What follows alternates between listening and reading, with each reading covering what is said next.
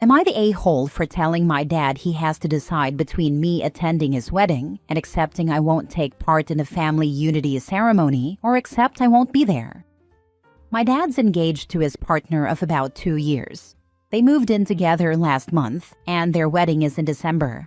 I, 17 male, am my dad's only biological kid. His almost wife has 3 kids of her own. Her kids are younger, like under 10. Maybe they're even all under 8. I'm not that sure.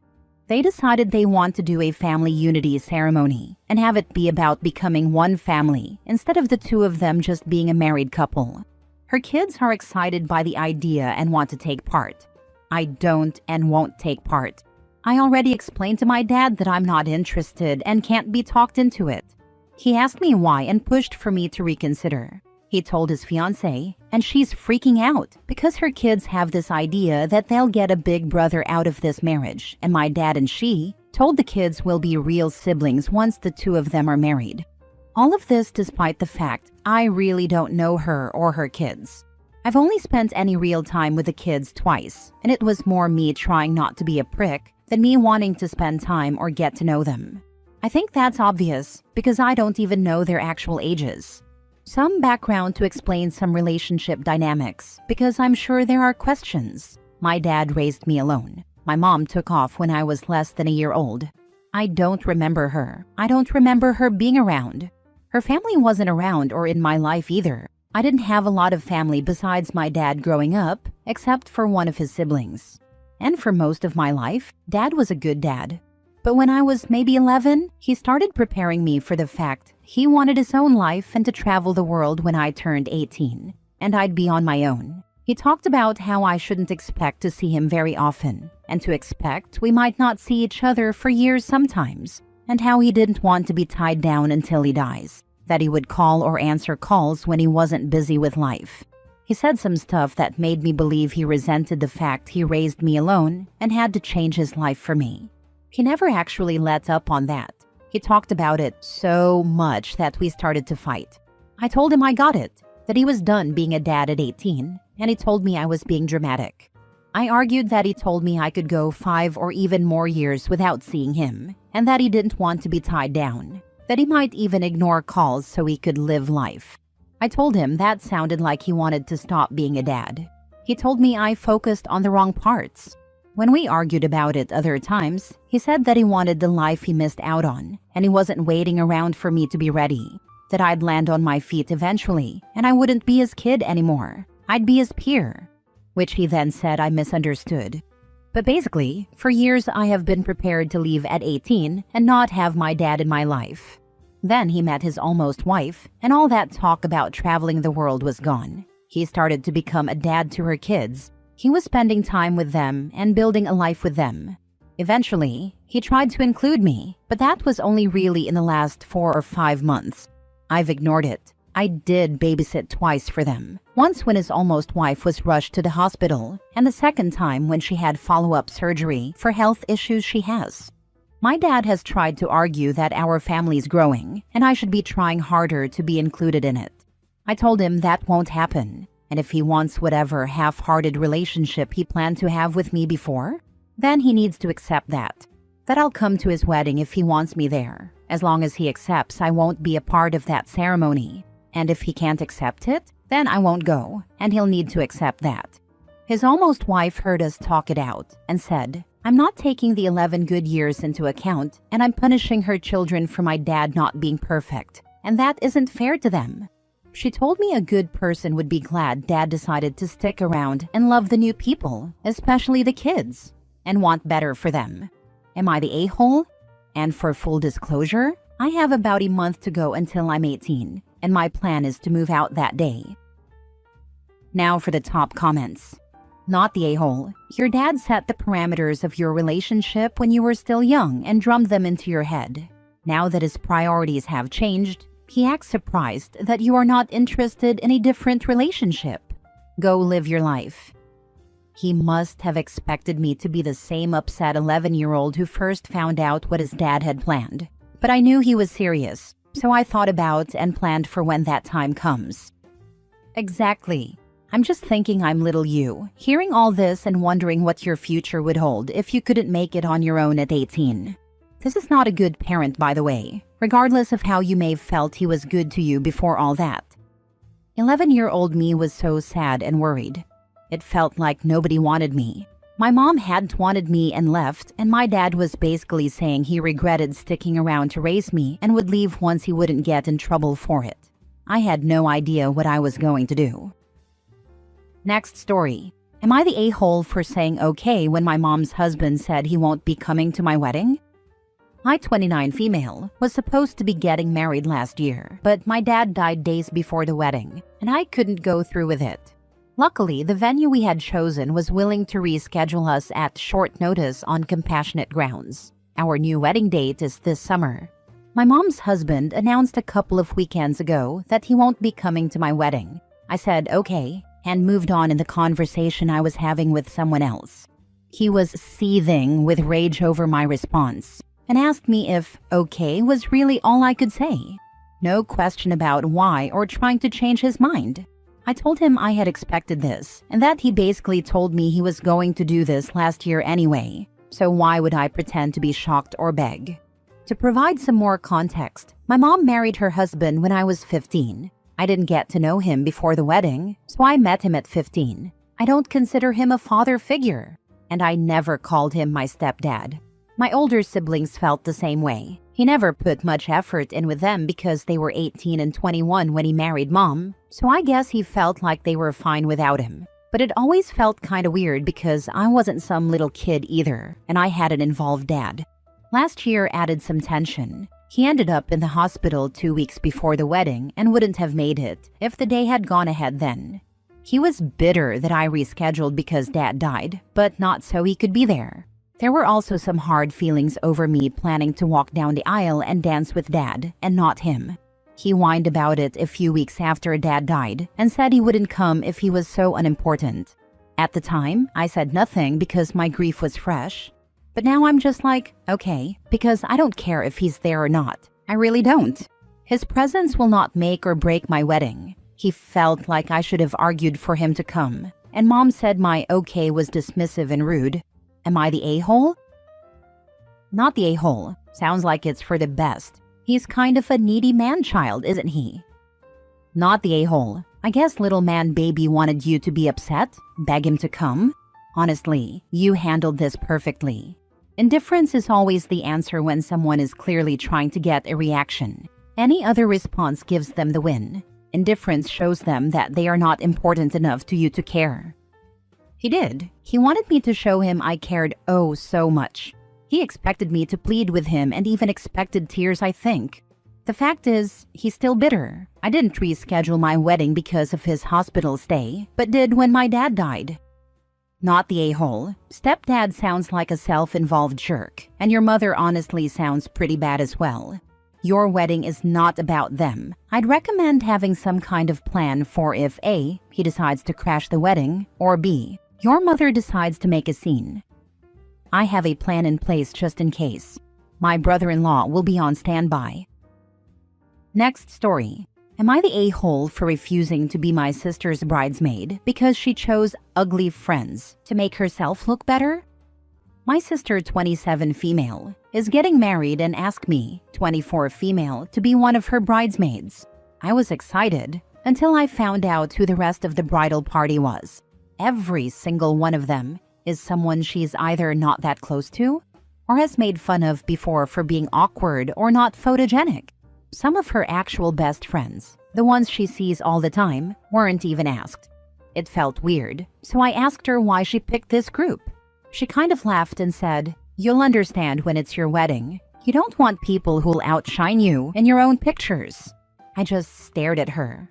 I asked, "So you picked them because you think they'll make you look better?" She rolled her eyes and said, "It's not that deep. I just want to feel confident that day, and I'm allowed to be a little selfish for my wedding." That rubbed me the wrong way. I told her I didn't want to be part of a bridal party built on tearing other people down, even subtly, and that she should have picked people she actually cares about. Now she's calling me judgmental and sensitive, and our mom says I'm being too idealistic and should just support her. but I feel like going along with it makes me complicit. Am I the a-hole? Not the a-hole. So what does this mean about how she thinks of you? And clearly she doesn't think much about herself. It's so sad that women are pushed to feel and act this way when this would likely not be happening to so many grooms. Applause to you for saying something and not participating. She's always been like this. I am rather curvy, and she has never failed to shame me for it. She is a typical model-esque skinny person, and she got a lot of attention growing up. She's beautiful, no doubt. But yes, I have a good-looking partner, and she has subtly hinted that he could do better than me. I don't see what she has to be insecure about. She's objectively good-looking. As for my appearance, I like the way I look. I'm comfortable with it. I just don't see why she feels the need to bring others down to make herself feel better. Not the a-hole, and I'd send a message to those girls. Questions will definitely come up why none of her core group were asked, and why her sister left. Because she lumped you right in with them. I actually did. I made a group with all these people. There's a group already, but she's in it. 2 of them said that they did not want to be participating in this capacity anymore, but were fine attending. 1 person said that they weren't coming to the wedding altogether. Some still haven't responded. Next story. Am I the a-hole for telling my ex's girlfriend she isn't special, and he will do it to her too? I, 30 female, was only married to my ex-husband, 32 male, for 2 years. We dated for a little over a year before we got married. When we were dating, everything was fine. He had a lower libido than me, but I was fine with how often he wanted to have sex, about 2 to 3 times a week. Once we got married, that gradually dropped to maybe twice a month, and then nothing. The last time he and I had sex was on my birthday. My birthday is April 24th, so it's been almost a year now. I asked him to see a doctor. I asked him if there was anything I could do. I tried everything I could think of. He wasn't on any medication. He just wasn't interested in it. I ended up starting the divorce because I'm not living the rest of my life like this. When I started the divorce, his ex-wife asked to meet with me and said she hadn't wanted to get involved earlier because she didn't know if I was asexual as well, but that he had done the same thing to her and the girlfriend before her. We are still working on the divorce. Thankfully, it is a fairly easy process since we weren't married long and none of our assets were merged, bank accounts, property, etc. We also do not have any children together. Anyway, he is now dating a woman named Amy, 24.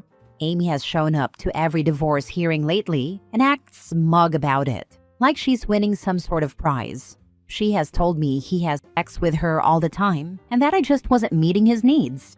I ended up telling her he did the exact same thing to me. He did it to his other ex-wife, and he did it to the girlfriend before her. She isn't special, and give it a few months. He won't continue this. He is asexual. He's just trying to lock her in before he goes cold on her. She looked shocked and just said she doubts that, then left. Later, my ex called and was mad. He said she's thinking about leaving after what I said and has gotten in contact with some of his exes. I don't really feel sorry for him because it's underhanded and holish to do that to people. But I do kind of feel bad for ruining his relationship. I told him he should stop doing this and find someone who is also asexual, or he will never be happy in a relationship. I'm not sure if I was an a-hole for telling her, but I felt like she should know he's doing the same thing to her that he did to us. And I wish someone would have told me before I married him. I wasn't super nice about it because she ticked me off, but still, I felt like she should know she wasn't the special one who would fix him. Now for the comments. Not the a-hole. She was smug. You told her the truth. If he keeps doing the same thing, that's on him, not you. Not the a-hole. If you had gone rogue and told her this without provocation, then sure, maybe you'd be the a-hole. But she was the one bragging about how much sex they were having to her boyfriend's soon-to-be ex. That kind of opened the door free and clear to you to tell her that won't always be the case. You weren't being mean. You were being honest. You told her the truth based on your experience and others. If someone had warned you, maybe you would have been spared a lot of pain. She deserved to know what might be coming. Last story. Am I the a-hole for going into detail of my crappy day to make a mother leave me alone? I, 22 female, have blonde hair that goes past my hips. I love my hair and put a lot of work into maintaining it, but you can imagine the comments I sometimes get, being compared to Rapunzel, etc. And normally I laugh this off. If it's a little kid, I indulge them more often than not, as it's cute. I've had a really rough day. My 11-year-old dog had to be put down due to cancer, and I went from the vets to a cafe, not wanting to go home and see her things and be reminded of it all over again.